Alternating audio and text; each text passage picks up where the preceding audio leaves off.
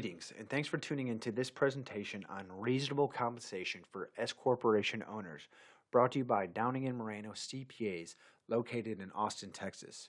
While Downing and Moreno excels at tax preparation and tax compliance, what separates us from other CPA firms is that we have the ability to match your unique financial situation to the Internal Revenue Code to identify and implement legal tax strategies which can lower your tax bill. So let's get into the presentation. S corporations are typically the best tax entity for businesses generating ordinary income. However, S corporation owners face a particular challenge determining a reasonable salary and ensuring that the S corporation actually achieves its goal of minimizing employment tax. S corporations let you split your income from your business into two parts. You get a salary reported on Form W-2 just like from any other employer, and you get the net income just like with a proprietorship or a partnership. You pay employment tax on your salary just as if you were working for any other employer, but you avoid employment tax entirely on the amount that passes through to you as net income. That tax starts at 15.3% up to the Social Security wage base, which is $137,700 for 2020. The tax continues at 2.9% on any amount above that. Plus, there's an additional Medicare tax on earned income above $200,000. Minimizing employment tax through an S corporation can save you tens of thousands of dollars per year if your income is high enough.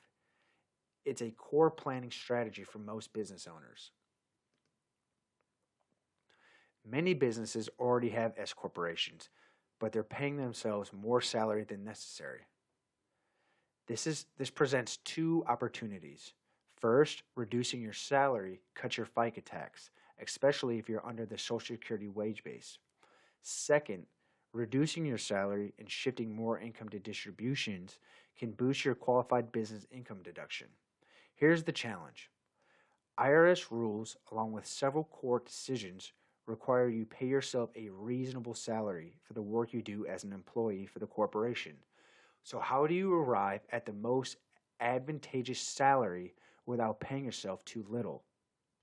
The IRS and tax court look at several factors when there's a dispute over reasonable compensation. Every year, the IRS Statistic of Income Division publishes spreadsheets reporting all sorts of mind-numbing statistics. This includes the average amount of salary that S corporation owners in aggregate pay in the form of officer compensation versus the amount they take as income distributions. For 2014, that percentage was 30.8%. Now, we're absolutely not suggesting you take that percentage as any sort of guideline or safe harbor. However, this should reassure you that using the S Corp to minimize employment tax is a well-established mainstream planning strategy. Downing & Moreno works with a nationally recognized vendor to analyze your business. The process starts with a questionnaire that asks about the roles you play in the company, the relative amounts of time you devote to those roles, and your own assessment of your proficiency in those roles. It runs the information through a mix of IRS criteria, court rulings, geographic data, and their own wage database to produce a reasonable compensation amount and writing supporting report. While we're on the topic of salaries, startups will generally pay smaller salaries than mature businesses.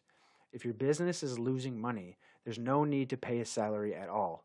And if your salary is large enough to turn a profit into a loss, consider cutting back on that salary, because you're essentially just paying unnecessary employment tax on your business loss.